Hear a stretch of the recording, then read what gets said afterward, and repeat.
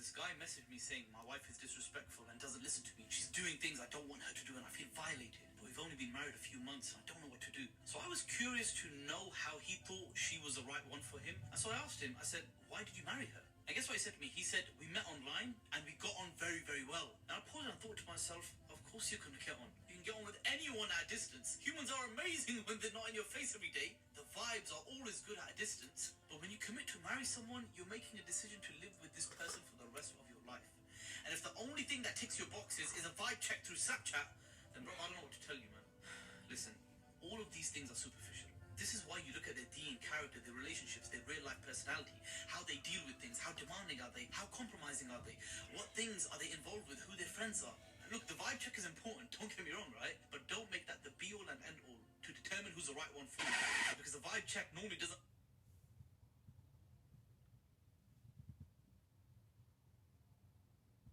I remember one time when I was 16, we had Peace TV on and Dr. Zakir Naik was... I was 10 years old and we had a competition in school where we had to bring in a homemade sandwich. My mum, she made an omelette sandwich to take to the competition. And when the teacher asked all the kids in the class to say what's in our sandwich, everyone was like, white bread and tuna, brown bread, salmon and cheese. And when it was my turn, I was like, white bread and I was so embarrassed to say the word omelette because it just sounded weird. And let's be honest, an omelette sandwich isn't the coolest sandwich in the world. And when you're 10 years old, you just care about being cool. But check this out, right? When they all tasted the sandwiches and had to vote the best one, mine was voted as number one because it was unique, different, and had a lot of flavor. Unlike the rest of the sandwiches, which are just standard sandwiches you get every single day. And that incident at the age of 10 changed my life, where I learned that you may feel like the odd one out, and people may initially laugh at you, but never apologize for being different. Because one day, they may look up to you because they stayed in their comfort zone and you took risks and lived to your full potential.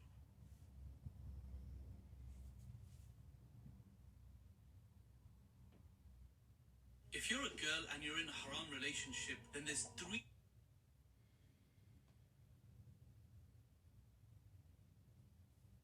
When it comes to success and failure and how to... I have a message to Muslim fathers. If the first question you ask a potential suitor for your daughter is what caste are you, or which tribe you're from, instead of how often do you pray, then you, sir, are the problem and a big reason why zina is rampant. I have a message to Muslims.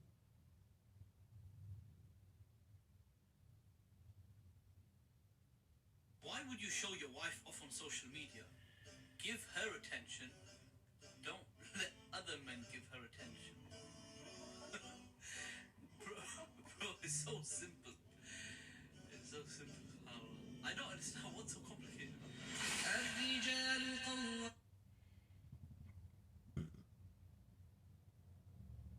A lot of people come to me and say, I want to marry this person, but they're not on the deen yet. But I want to help them change and grow in our marriage. And one day they'll be practicing. Sounds cute, right? Well, let me tell you something. Let me tell you something! When you're married, that cute distance you have now will go away. And you're going to be in each other's faces. And a lot of the times, giving advice and trying to guide someone in a marriage doesn't work when you're always around that person. Look, whether we like it or not, there's a lot more respect before marriage, as there's a healthy distance. But once married, it all changes. And you're never guaranteed that the person will change anyway. I have a rule that I tell all the brothers and sisters around me. And that is, don't ever marry someone for who they may become. Because essentially what you're doing is you're rolling the dice. And you could land... If you're a man and you want your wife to respect you, don't think that she's going to respect you just because you go to the gym or you have a good job. Because eventually your money and living a good life for her becomes an entitlement. And then you wonder why she's not respecting you. You look sexy, you make money, but you don't get respect. And a lot of the times, the reason for that is because you say you're going to do something and you don't do it. You act like a clown, you act like a child and talk too much sometimes. 60% of youth suicides are from single mother homes. 60% of youth suicides are from single mother homes. 90% of homelessness and runaway children are from single mother homes. 85% of children with behavior disorders are from single mother homes. 71% of school dropouts are from single mother homes. 80% of all youths in prison are from single mother homes. This shows that boys and girls need both their mother and their father. And look, your circumstances may be different, and we could do a lot of whataboutery until the cows come home. But humble yourself for a minute and just digest that for a second. We're told in the West that men are trash and an empowered woman is an independent woman who doesn't need a man. But regardless of whatever merits that statement has, that line of thinking is polluting society on a wider scale, where the family institution is being broken, as most divorces are initiated by women. And that's the first thing they are going for to ruin this generation. Please, wallah, please just be aware of this. You need to understand what is going on right.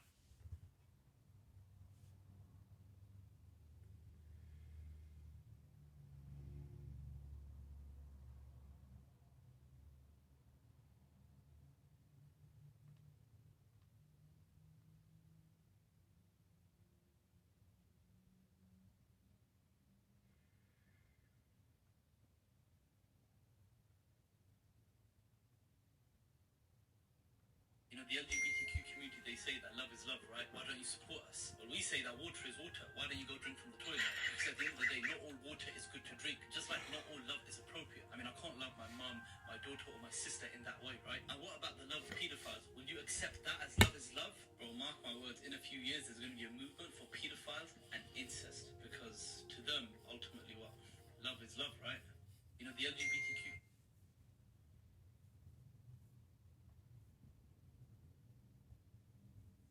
Thousands of men have been saved from BPH by the prostate water glass test. If you're a man struggling with an... So about 10 girls approached me at this event, and they were like 17, 18, and asked me if they should go uni or do something else because their mums are pushing them to get a degree. And you know what I said to them? I said, why are you girls not thinking about marriage in the next few years? Say you finish your degree, you're now 22, and you don't want your degree to go to waste, so you end up looking for a graduate job with the aim to be working till you're 25, and then you're going to start looking for marriage? This is why a lot of sisters are in their 30s and are still unmarried. And you need to know something, and that is that women age like milk, men age like wine. This is how hypergamy works. Women want an older, richer, taller, more successful man than them. They marry sideways and up, and the more qualified you as a woman become, the smaller your choice pool is, because a man doesn't want a woman more qualified than him. Look, I'm not telling you not to go uni, but put things in place so that you're mentally preparing yourself for marriage. And if something is going to disrupt that or be an obstacle, then avoid it. Key word here, disrupt. If something's going to disrupt that, then avoid it. Look, I'll be honest with you. Look for the comments. It says that this tweet has been deleted.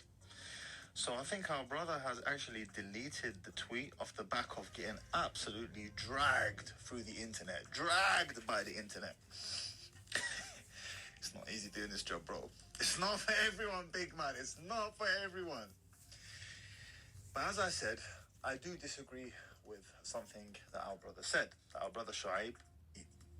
To say that women age like milk is inaccurate, because milk has a shelf life of 7 to 10 days.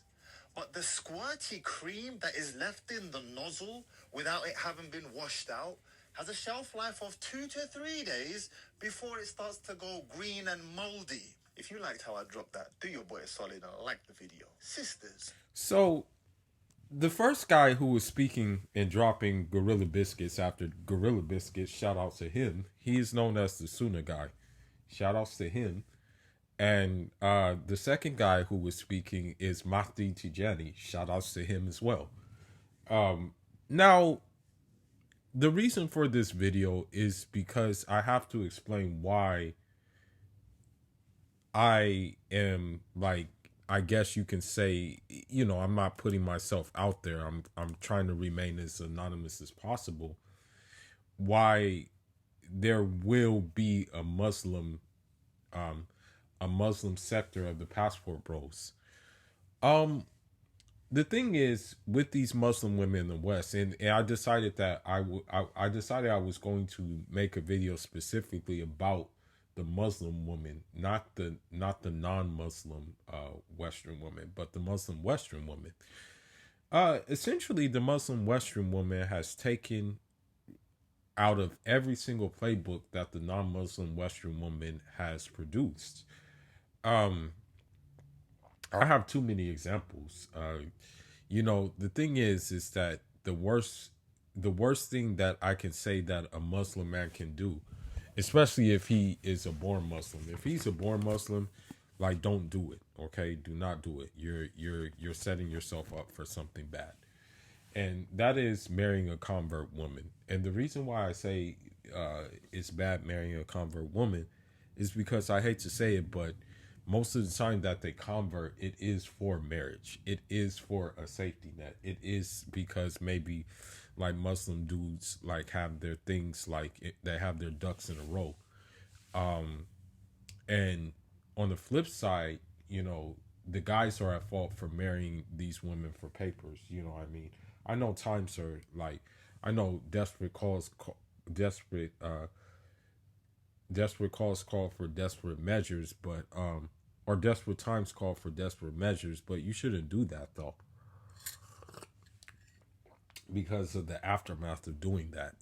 It's actually bad for all of us. Now, the thing is that when it comes to the Muslim Western woman, she's very much lost in the sauce too. And the thing is she wants the same type of guy that the non-Muslim Western woman wants, in terms of settling down with, But I hate to say it, but in her heyday, like, she's hijabi in the mosque, but boss babe city girl outside of the mosque. Now, for me personally, like growing up in coming up in the neighborhood which I came from, in LA, I'm pretty sure my viewers have heard of Bryanhurst Ave in the like thereof, 10th Ave in the like thereof. Um, I knew how to code switch, but one thing is I always stay constant with the things I needed to stay constant when pertaining to Islam. These Muslim women don't do that, and they don't care to do that. As a matter of fact, they dislike Islam very much, because Islam puts certain restrictions and prohibitions on what they deem is fun and what they deem is basically their right. So this is why you see an uptick in Muslim women getting into these invalid marriages with non-Muslim men. Now the thing is that I've seen plenty of TikToks where like these over-the-wall Muslim women marry these young non-Muslim men, and I think it's because these non-Muslim men are in search of, but the marriages aren't even valid anyway. That's the whole thing. The marriages are invalid. The marriages are, they don't even count. I see them marrying these non-Muslim dudes, and the thing is it's out of the fact that they're way past it already. And we were instructed by our prophet, upon him be peace, to search for women who are fertile, to search for women who can produce kids, to search for women who can like be playful. And what I mean by be playful, like a type of woman that, for example, you can scuba dive with, or you can go snowmobiling with, and she would enjoy that experience, versus the boss babe who does not want any of that, and who rather just, like, for example, go to Dubai, take Instagram photos to show that she's in Dubai so she can make other sisters jealous and what have you. So that's the difference in what I mean. Now, another thing that has happened too is what these Muslim women in the West do is they try to use women throughout the annals of Islamic history to justify their behavior. One of those women they try to use is Khadijah. May Allah be pleased with her. And that's the reason why they try to use Khadijah, is because Khadijah was a businesswoman. However, Khadijah, may Allah be pleased with her, inherited that money that to start up her business and things like that. She wasn't painstakingly working and breaking her back to compete. And on another note, when she got married to Neilatu alayhi salatu salam, you know, she fell right in the program. I mean, that's why he never married. That's why he stayed monogamous with her, for the simple fact that she was checking off all the boxes that a wife should check off. However, when you're dealing with a Muslim woman in this country, they don't check off any of those boxes, and the sad reality is it's going to only get worse. You know, many leaders have said there's a marriage crisis in the Islamic community here. You know, for educational purposes, you know, I know some Muslim men who are marrying Christian women or marrying non-Muslim women. I wouldn't recommend that at all. You know, I recommend like just staying single. My personal recommendations. On the flip side, I hate to say it, but I know many stories, and I'm not going to disclose them out of respect for them. But I know many stories of Muslim fathers who try to get their sons married to Muslim women and Muslim sisters to try to keep things like organic. The you know, the sister usually doesn't agree with it, and she will end up like having a pregnancy outside of the bonds of marriage with a non-Muslim man, and then what happens is she ends up moving with their family, the non-Muslim family. I've seen it happen more than one time, man. I've seen it happen more than once. Now, another thing that we need to talk about is that your job title, for example, like, is as crazy as it sounds, it used to be like kind of easier to find a wife. Usually you would look for a wife that's in your field most of the time. Or you would find a wife in college. When I was doing my college, I was too focused on athletics. But even when I was like, even when I went to like Muslim Student Union and things like that, I saw the selection process was not looking promising because they were involved in everything that that the non-Muslims were involved in. So I'm like, yeah, I'm cool. You know, like I said, yeah, peace out. So what I'm getting at is that the Muslim Passport Brothers section of the whole movement is going to be underground because, number one, I believe personally that not all of us are going to the places where where basically the majority of the passport bros are going to. I think that, you know, the majority of us are marrying because we're concerned with the deen. You know, they say marriage is half of your deen. So we're going to places where marriage is still like a sacred institution where like women get married young just because of the custom of the country, and they usually stay married. You know, you ask a Muslim woman who's an accountant, a doctor, or something like that, she's more in love with her work husband than she is her deen. And so when that happens, it's like what's our point? And mind you, your title may be up to par with her title, but the simple fact is that won't be enough. You know, for all purposes, she probably would want like a sheikh of Dubai or something like that if she's a doctor. You know, like, let's just be honest, a woman's not going to marry down. Now, back in the day, that could happen. Like back in the Prophet's time, upon him be peace, that can happen. Sometimes you have former slaves marrying from noble Arab families, okay? Bilal is one of them. I think Bilal, may Allah be pleased with him, I think he married Abdul Rahman ibn Auf's sister. And, you know, Abdul Rahman ibn Auf, he was one of the richest companions. You know, he was a very wealthy companion, very rich, but still would throw it down, meaning that he would be front line, ready to take flight on any given Sunday. You know, um,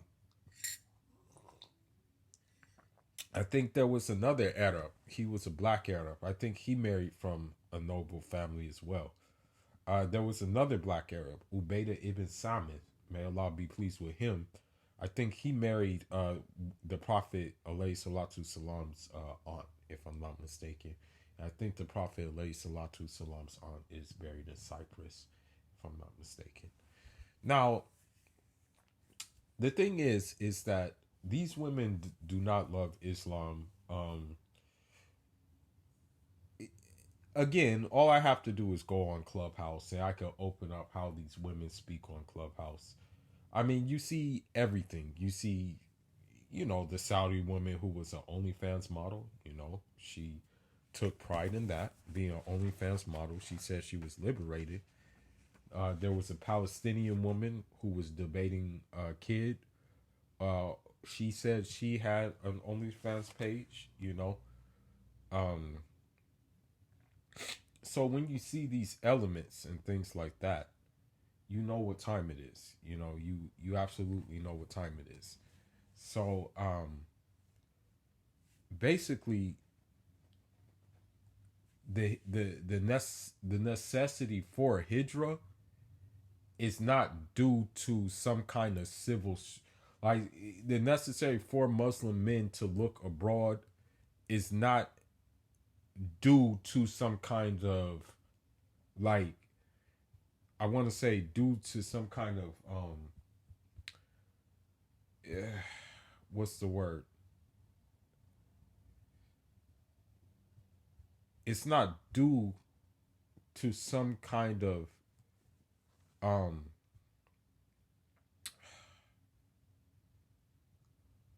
what's a good word? It's not due to anger. It's not due to like a I hate woman type thing. It's due to preserving your religion, because dealing with these women here, you may lose your religion. Unfortunately, may Allah, I hope Allah has since blessed him with another woman. But there was one brother I knew who was a professor. Okay, that dude at any given moment could have $60,000 in his possession, just sitting around, like 60,000, easy, just sitting around. He waited so patiently to have a wife, very patient, only to get a chameleon wife who gave him nothing but hard times. She was very masculine. I don't think, hopefully he's like resolved that issue, but I don't even think he gets to see his daughter, in which he had with the wife.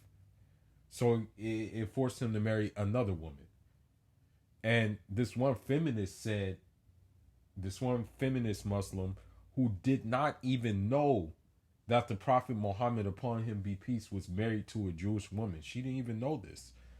She straight up said, you're misogynistic for suggesting that he marry another wife versus him figuring out what the problem is with the first wife. Well, he tried to figure out what the first problem is. And that's when usually men exercise a second wife, is when all exhaustion from the first wife has been met. And they say, you know what, I'm doing a second one. Now, I'm going to end this by saying that the hijrah needs to be quiet. Don't tell these Muslim women anything, because the thing is, they're going to have the same talking points as the non-Muslim women.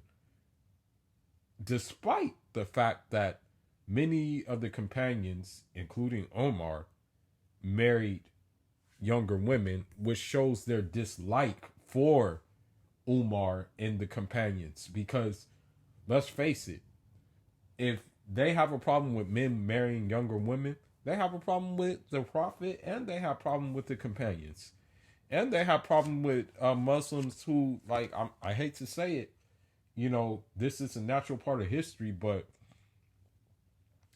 and I really don't want to say it like this, but I'm reading a book right now about like a dude who was a straight apex, I want to say a straight apex Julius Caesar type Muslim guy. His name was Tamerlane. When that dude ravaged through countries, I mean, at any given moment, he had many wives. Now, like, it does it mean that he did it ethnically? That should be in question. Okay, I'm not gonna even lie. But the simple fact of the matter is that dude in his like 50s, still doing his thing, still having agility, still moving like a teenager, was racking him up. Okay. And a lot of concubines as well. Okay. But, and that's allowed in Islam, and that's another topic in itself. That's only at a time of war, basically, that concubinage is done. But the hijrah has to be kind of like, when we make our exit, we can't make our exit loud. Even this hat that I'm wearing right here, it's called a unshanka. It's called a, ushaka. Unshaka. Unshaka. Ushanka. And this hat was sent to me from the place where one woman is waiting for me. Okay? I'm not telling that place, but just understand it's a place where these are very popular. Okay? And when we get gifts, it's good to wear those gifts. You know what I mean? Another gift comes from the region as well. Okay? A lot of women don't know about it. Alhamdulillah, thank God. But this as well. But the thing is that, and I'm going to end on this note. It's not like only about religion that will cause us and is causing us to leave. It's about the economic factor as well. Because let's be honest, if your salary is 6 figures, but the woman is asking for a maher of 6 figures, then what are you going to do? Like, because I don't know, we have to look at like gross, like your gross annual salary, and then you have to look at your net annual salary. And it's like, okay, well, if you're making 6 figures and she's asking for 6 figures, or if you're making 80,000 and she's asking for 60,000, then it's like, okay, what type of man does she really want, and what is her intentions in the marriage? And also, when she says this is just in case things don't work out, she's already looking for a way out. So imagine if your salary is that and you go overseas, you'll be living like a king. You'll be living like the guy I'm reading about, basically. And you can afford more than one wife, which is your right. Especially when you had to deal with all the misandry in this country. You've had to deal with all the torment in this country and things like that. I mean, I'm going to be honest with you. The women don't even know Muslim women don't even know what these are, bro. They don't even recognize what these are. I'm pretty sure they don't even know how to use them in this country anymore. I'm dead serious. But with that being said, the Muslim Passport Brothers is official. I'm the one starting the movement. I'm going to be one of the first. I'm not going to be one of the first ones to leave, but I'm going to be one of the ones that's going to show up in a country that a lot of Muslim people wouldn't expect. But it's still Muslim dominated areas who still practice Deen. On a side note, I know there is kind of like the race factor involved, but I mean, when you look at it, that's how like a lot of Islamic people are mixed anyway, because of conquest. You know what I mean? You like, for example, in Morocco, You cannot just call a person pure Amazigh. There's some Arab admixture and probably some sub-Saharan admixture in there anyway. You know what I mean? So, with that being said, yeah, bro, it's time to move. You know, it's time to move.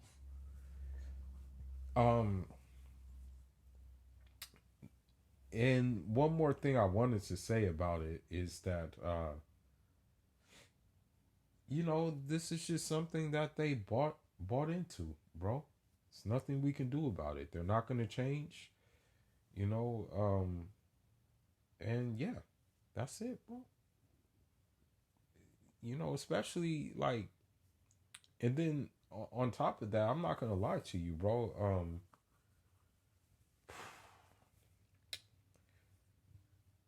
One brother said, one Afghan brother even offered me some wives. Okay, I'm like, oh, dang, I did not expect that. Mind you, he has seen my face. He has seen I'm African as shit, and that still did not, like, it still didn't basically. It still didn't like hinder him. So the options are out there. We just have to make the effort to go get those options, which are hard. Who said Hijra was easy, bro? It's not going to be easy. It wasn't easy for them. Whether it was to Abyssinia or whether it was to Medina, none of that was easy. But they did it anyway. So that's all I have to say.